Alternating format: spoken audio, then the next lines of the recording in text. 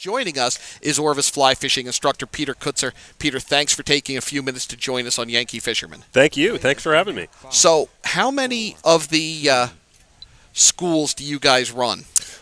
So I want to say, the number escapes me for the moment, but I believe we have about 14 schools across the country. We also have 11 specialty schools, which are schools that also involve fly fishing, usually 2 days of guided fishing after the school. Oh, very cool. All across the country. And we do private lessons as well at our locations here in Manchester, Vermont, and Millbrook, New York. Very cool. How long have you been an instructor with Orvis? I've been an instructor with Orvis since 2001, so I've been here for quite some time, and I love it. It's a great area. Our school's now, next year we're going to be celebrating our 50th anniversary. Oh, that's a reason to come back. Yeah. That's definitely a reason to come back. Really love the area here. Do people come to this school because of the heritage of fly fishing in Manchester? Absolutely. This area right here, I'll be totally honest, this is the best fly fishing school in the world. Really? In the world, absolutely. Manchester, Vermont, or this area, the fishing can be kind of challenging on the Battenkill River. Everybody knows that. But if you really want to learn how to fly fish, there's no better place, I honestly think, in the world than right here in Manchester, Vermont. What makes it so? The quality of the instructor staff that we have here. I mean, we've been doing it for 50 years now, and that's what we do. A lot of schools, they're great. There's other schools that are fantastic across the country, but a lot of the instructors are also guides. The instructors here, that's all they do. They're instructors, and they're teaching 7 days a week. And do they teach just in this area? Some of our instructors move around, like myself. I travel around to all the specialty schools. I work here at the schools in the summertime. Here and there, and then, but we do have a few instructors. Truel Myers, he's our head fly fishing instructor for our 2 day schools. He travels down to Florida, so he's working at the Ocean Reef Club in Key Largo, and he'll travel down there. We have schools in Monticello, Florida. We have schools in Millbrook, New York. We have one instructor actually up here right now from Millbrook, which is great. We have a lot of our instructors travel around, so. Do you have specific saltwater and freshwater schools? Yes, we do. We have a school in Newport, Rhode Island, for a saltwater school. We have a saltwater school in Key Largo, Florida. We have a saltwater school in South Carolina, and we also have a few saltwater specialty schools. Very cool stuff. Now, how does one go about becoming an instructor for Orvis? Well, with the fly fishing knowledge, I'll be honest again. With the fly fishing knowledge, that's something that we can always teach. It's the instruction knowledge. You know, they have to be a good instructor. It has to be somebody who likes to teach.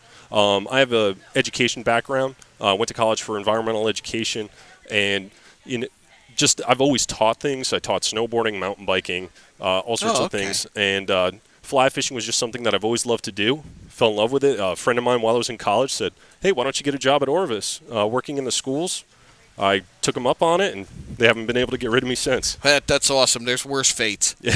So we are actually going to teach someone to fly cast. Peter's generously agreed to do a little demo, and Sean Adams is going to join us. Now, Sean's done a little bit of spin fishing. Okay.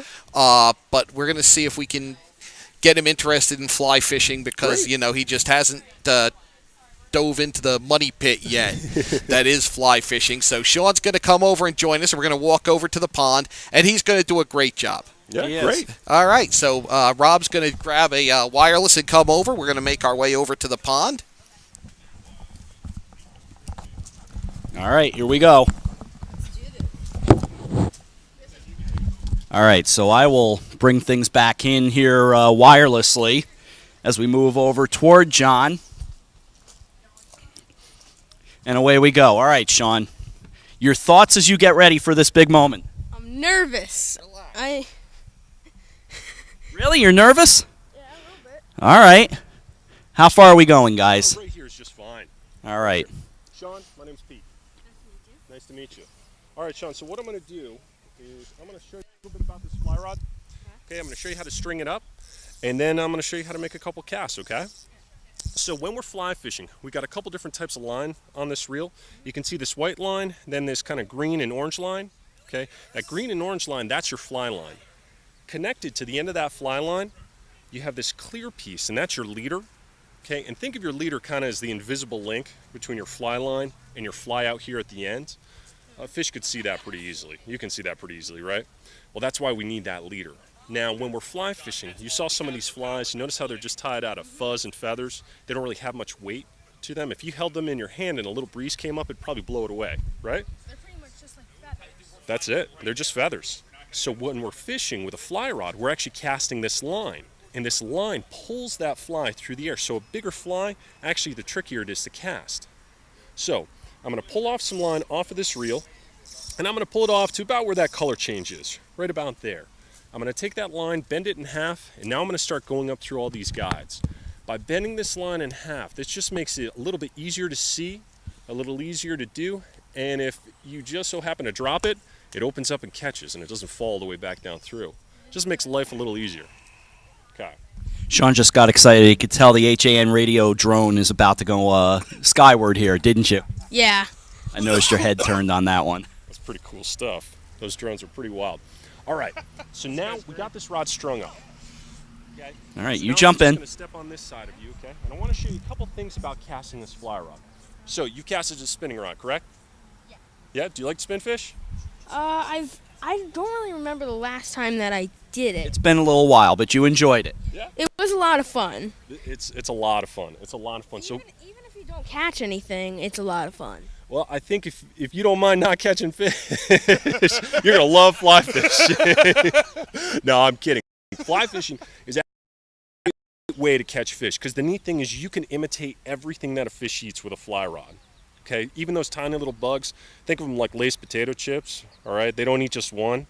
They're eating lots of these potato chips, and you can now sneak in that little plastic potato chip or that feather potato chip, if you will. So when we're casting with a fly rod, the big difference is we're going to make two casts, okay? All we really got to do with this rod is do two things. We got to move it, and we got to stop it. That's it. We're going to stop it once behind us. That's going to make our back cast. Then we're going to stop it once in front of us. That makes our forward cast, and then we're going to put that line back down on the water, okay? So when you hold that rod, you want to hold it with your thumb on top, okay? Kind of nice and relaxed. And I'm going to have you start by holding that line underneath your finger right here. Oh, yeah.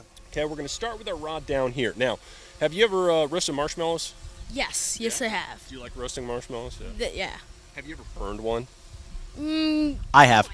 Once? Once. Just burned it to a crisp? Not that bad. Not that bad. Have you ever taken that marshmallow and flung it off at the end of that stick? No, I have not. Have you ever tried that with maybe a grape on a stick or an apple or anything like that?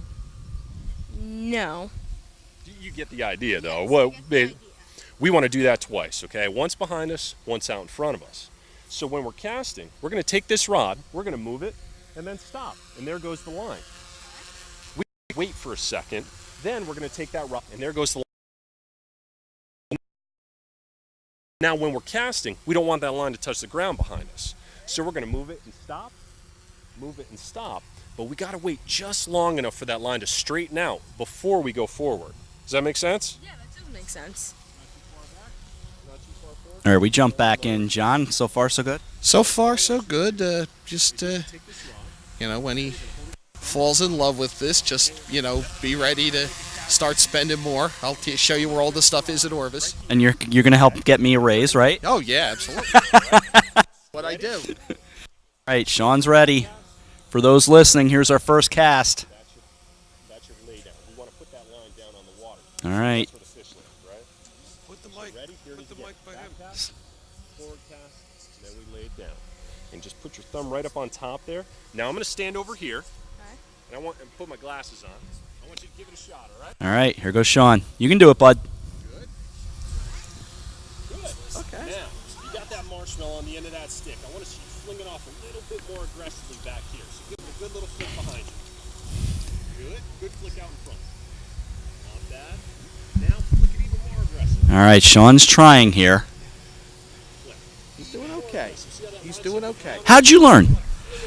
I kind of toyed with it a little bit with a guy I coached with and actually went backwards. That was a very good cast, by the way.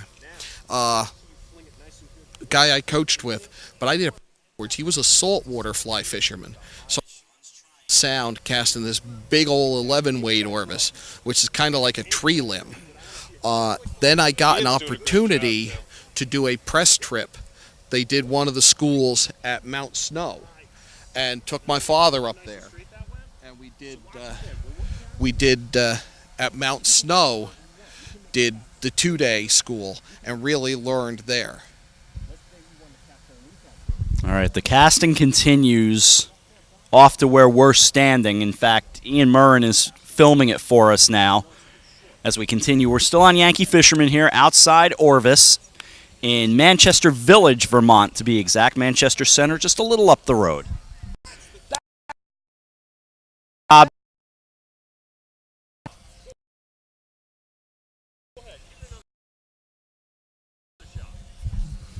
Here comes another one.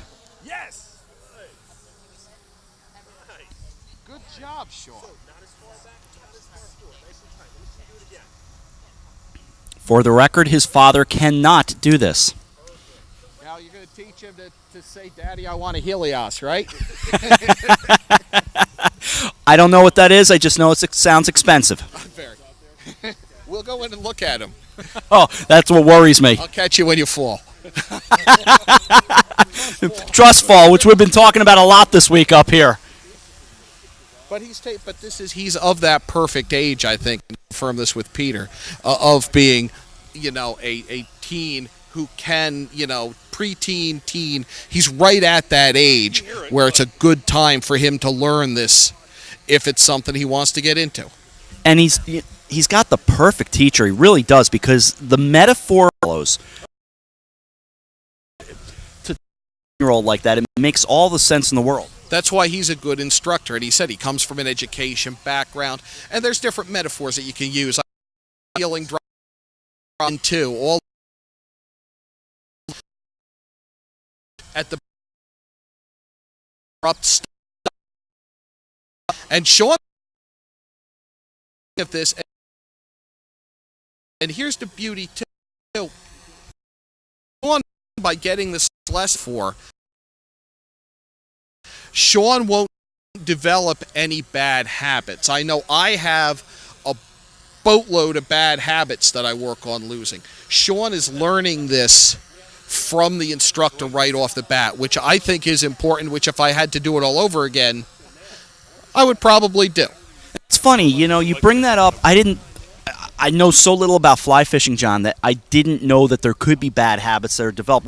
Where in a golf game, you turn your wrist ever so slightly, boom, you're sending the ball off to the left or something like that. What are the bad habits? Oh, it's the same thing in this. This is almost similar to a golf swing. You can go back way too far. You can go back. You don't want to go back, have the line on the water behind you. The fight to get it back up just takes all of the momentum out of it. What you want to do, we just had a fish rise for something right there, which was quite cool. You can bend your wrist too much. You can drop your elbow. There's a lot of them very similar to the golf swing that you and I are both so hopelessly mediocre at. But there are definitely bad habits there that you can learn. And guys, the other thing that guys do is fall in love with distance. He is getting some really great shots. And distance may not help you. You may not have to cast as far as you think you do to get the fly to the trout. Yeah. That is a perfect golf metaphor. Well, it is. I mean, it's the same thing. Guys fall in love with distance. I'm going to show everybody how far I can throw this. I'm going to show Marty that I can hit the ball 250 down the fairway. Exactly. I have to. I have to hit it longer. I have to cast it long. He casts the bridge. I got to cast over to the bridge. Well, guess what? If the fish is on the near side of the bridge, what's the point? And that's what you have to. And Sean's really getting a good lesson here. I'm envious of Sean. And this is, excuse me. But he's learning. And he's learning from the best. No, he's getting a great lesson, and there are some things. I'll use baseball metaphor. There are things or golf. A well-struck hit in either baseball or golf. It sounds good. And there was a moment I heard Sean do something, and again, I'm a novice. It sounded good. Does that make sense? Yes, and it has that. It has that sound. Later, the multiple trout rising they're being fed by a boy, and they're coming up and breaking water for it. It's really very cool. Now he doesn't expect. I'm sure he doesn't expect to catch anything, and there's nothing on the end of the line. If he so catches something, I will be very, very impressed. right, but at the same time, there's something to be said because I know my son. There's something to be said about I can tell his confidence is building here. Yes, and it is because he's learning how to do it. He's seeing the results. And the instructor, Peter, is building him up, and it's the right way. And I'll tell you another thing. This is not the easiest day to learn to cast. We kind of really put Sean in a spot here because as this wind picks up, it's getting more and more difficult. So it would be a difficult day to cast with first time it's really going to be. If you're not watching us on the live stream, if you're listening on HAN radio, it is clouded over here in Manchester with some dots of blue sky off to kind of the northwest of our perspective, looking back over toward Hoosick Falls, New York. But Sean is continuing to do his thing here and learn from Pete, and seems like he's catching on to it pretty well for the most part, despite what Dad's credit card is thinking about. Yeah, well, you've got to cross that bridge at some point. But he really is. He's taking to it. But he's going to a lot of American Doll exhibitions. All right, here's another cast. Yes. See, because you want the loop out. You want it parallel to the ground behind you, then come forward, and then as it gets parallel in front of you, there he lays it down. That's a good kid. Now, the thing to understand about my son, folks, is that Sean is not, and by his own measure, he is not an athlete. He is not known for being athletic. And there is a level of athleticism to this that I don't think he knew he had in him. Well, I think it's good, and there is a level of athleticism to this. That's why I enjoy fly fishing. There's people that think that fishing is sitting in a chair with a beverage and a cigar and watching a float go up and down. That's not my kind of fishing. I want to be out there doing things. I want to be moving. I want to be doing this, and he's doing a very good job here. He is, as we continue on Yankee Fisherman here on the HAN Network and HANradio.com. Not that I'm hosting the show, but I'm kind of interviewing the host at this point. Let me jump in here for a moment. Hear that little snap? How's it going? It's good. Good. You're enjoying. How is he as a pupil at this Oh, point? he's doing great. He's doing a great job. Yeah, he's making some really nice casts. Kind of tough conditions. It's a little windy out today. You know, that makes it tough to learn how to fly fish, but he's doing a great job. All right, keep it up. I don't want to interrupt. So when you're casting, They continue on. While they continue on, it might be a good chance for us to take a break and wide. It's beautiful. They're casting along. Sean is getting his lesson. John comes back in. I'm not hijacking it from him. We'll continue on with more Yankee Fishermen right after this on HANradio.com and streaming live on the HAN Network.